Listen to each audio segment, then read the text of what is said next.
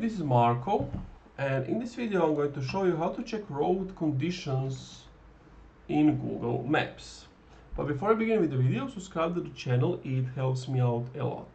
So once you have opened up Google Maps, you have, as you can see, I don't see any like road details.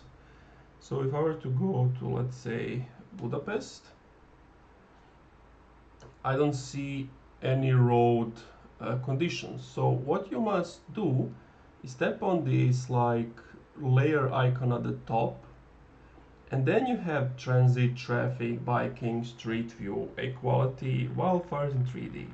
But if you want to check the road conditions, the better one is to use traffic. And now, as you can see, where it's super red like here, that means there's a possibility of a conjunction, that there are a lot of people there.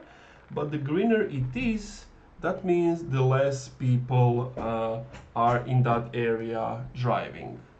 Now, of course, you can use it for biking as well, but as you can see, everything is clear and everything is okay when it comes to biking. And with the transit, you can just see the transit lines where they're going, and yeah, that's pretty much it. Thank you for watching this video. If you enjoyed, leave a like, comment, subscribe.